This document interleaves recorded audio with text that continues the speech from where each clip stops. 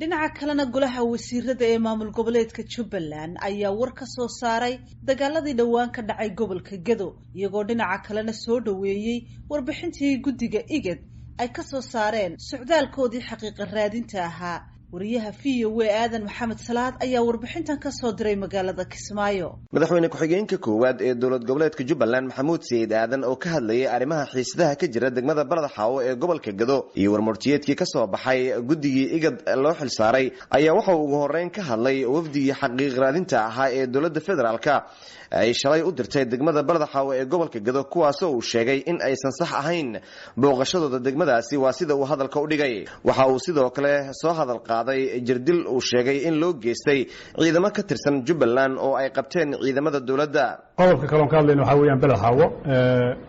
haddaad adigu u helin weyda xeerka iyo sharciga aad ku dhaaratay haddii cidna waxba ma tiri karto. waxaan ognahay inay wasiirro Soomaaliyeed iyo madax Soomaaliyeed xamar laga diray oo halkaa aadeen maxadba dowladda federaalka Soomaaliya yaa accountable waa ama dhigeedu waa Jubbaland waa state-kii hoggaankiisa weey marka inaad shaarkii Soomaaliya iyo mas'uuliyadii iyo dhaqaalihii iyo hubka caalamka ku siiyay aad Soomaaliya u adeegsato oo wiilasha Soomaaliyeed oo shaarka la diray adiga madaxdu ahayd inta qabataa baraha media hortooda ku jirdisho oo tiraahdo been sheega waxa wax la yaab leh wax laga xishooday weey. sidoo kale madaxweyne ku-xigeenka koowaad ee Jubbaland Maxamuud Sayid Aadan ayaa soo hadal qaaday arrimaha doorashooyinka isagoona ka digay doorasho aan loo dhamayn. in caqabadii waa halkeedii caqabadihii doorashada ku hareereysnaa waxaa loo baahan yahay in la soo tago oo madaxweynaha Soomaaliya mas'uuliyad qaato oo raggii iskugu yeero golihii wada tashiga qaranka in caqabadihii taagnaa xal loo helo waxaan waxba kugu tareenin maahna waqti ku dhumis mas'uuliyadda qaado madaxweyne shir iskugu yeer caqabadaha hortaagan doorashada hal la xaliyo dalkan doorasho hal la geliyo haddii kala mas'uuliyad xumo imaan doonto fowda imaan doonto waqtigii hay'adaha tasuuriga waa dhamaaday imaan doonto mas'uuliyaddan adaa qaadayo. ugu dambeyntii madaxweyne ku-xigeenka koowaad ee Jubbaland Maxamuud Sayid Aadan ayaa soo dhaweeyay war-saxaafadeedkii ka soo baxay guddigii urur goboleedka IGAD ay u xil saareen arrimaha Soomaaliya iyo Kenya. waxyaalaha la yaab kale oo warbixinta maaragtay aan ogaanay waxay ahayd in Jubbaland la dacweeyay laakiin Jubbaland cidna ay xaq u siin inay isdifaacdo IGADna guddiga xaqiiq raadintiisa inuu Jubbaland la tashanin u imaanin wuxuu weydiinin waxyaalaha lagu eedeynay inay wax ka jiraan dawladdiina matalaysayna waxa ay beenta ka sheegaysaa ay tahay state ka tirsan dawladdii dhexe oo xubinka ay madaxdu yihiin inay been ka sheegayeen dacweynayeen marka taas annaga xaq noolama siin inaan isdifaacno guddigan markii la qabtay oo xuduudda ay tagayeen waxay eegayeen waxay ahayd ciidan Soomaaliyeed oo Kenya tababarayso jabhada inay gudaha Kenya haysato annaga waxaan ku niri haddaan arrintu lu keenahay wax naga warsado Muqdisho maada xamar baa waa tagteen oo waa tal dawladda la kulanteen may waxay yiraahdeen Kismaayo maada waxay nagu yiraahdeen may waa heer Muqdisho iyo heer Nairobi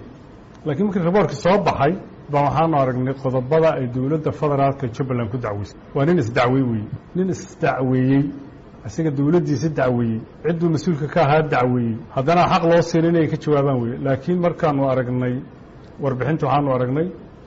warbixin laga fikiray dhinacyo badan la wareystay si qiimo leh oo mug leh loo galay Soomaaliyeed deganaansho loo galay dad Soomaaliya saaxiib la ah walaal la ah ay hogaaminayeen baanu aragnay oo dhinacna waxayna wayna qanacsan marka haday maaragtay sida ay ku soo baxday. tan iyo markii khilaafaadyada dowladda federaalka ee Soomaaliya iyo maamulka Jubbaland ee ku aadan gobolka Gedo ay soo ifbaxeen ayaa waxaa maalinba maalinta ka dambaysa ka sii daraysa xaaladda gobolka Gedo iyo khilaafaadka siyaasadeed ee u dhaxeeya Jubbaland iyo dowladda federaalka taasoo ilaa hadda aan wax xal laga gaarin. Aadan Maxamuud Sayid VOA magaalada Kismaayo. sidoo kalena war-saxaafadeed qoraal ah oo ay maanta soo saareen xubnaha beesha caalamka ayaa lagu soo dhaweeyay magacaabista xubnaha guddida doorashada ee Puntland iyo Jubbaland. qoraalka ayaa lagu sheegay in lala soo daay laakiin haddana ay tahay tallaabo dhinaca wanaagsan loo qaaday oo gacan ka geysan karta abuuridda jawi degdeg ah loogu hirgeliyo hanaanka doorashada ee heshiiskii 17 Sebtembar si loo wada dhan yahay oo la isku raacsan yahay. wariyaha VOA-da Cabdiqaadir Maxamed Cabdulle ayaa qoraalkaasi beesha caalamka inoo soo koobaya. war qoraal oo si wada jir u soo saareen saaxiibada taageera Soomaaliya ayaa lagu soo dhaweeyay go'aankii maamulada Puntland iyo Jubbaland ay ku soo magacaabeen guddiyada doorashada heer maamul goboleed. warka qoraalka ka soo baxay beesha caalamka ayaa lagu muujiyay inuu jiro dib u dhac waxaase rajo laga muujiyay magacaabista guddiyadan doorasho labada maamul goboleed inuu hadda hore u socodsiin doono qabsoomidda doorasho loo dhan yahay islamarkaana gacan uu ka geysan doono fulinta heshiiskii 17 Sebtembar 2020 dabayaaqadii sanadkii tagay lagu gaaray magaalada Muqdisho.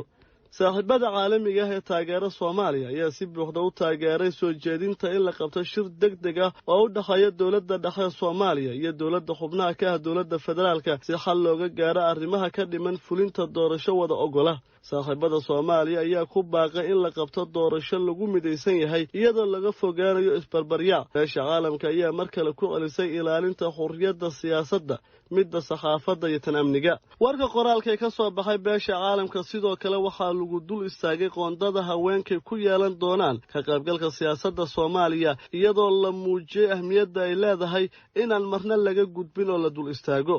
warka qoraalka ka soo baxay beesha caalamka ayaa lagu yiri sidoo kale qabsoomidda doorasho maangal ah oo waqtiyeysan waxay muhiim u tahay wada shaqaynta Soomaaliya iyo beesha caalamka. saaxiibada caalamiga ee Soomaaliya waxay ku boorinayaan dhammaan hogaamiyaasha Soomaaliya inay la yimaadaan tanaasul dhinac walba ah si loo hubiyo inay dhacdo doorasho lagu wada kalsoon yahay. warkan qoraalka ka soo baxay beesha caalamka waxaa soo wada saaray howlgalka midowga Afrika AMISOM, Belgium, Denmark, Masar, Ethiopia, midowga Yurub, Finland, Faransiiska, Jarmalka, Urur Goboleedka IGAD, Ireland, Talyaaniga, Holland, Norway, ururka iskaashiga dalalka Islaamka OIC,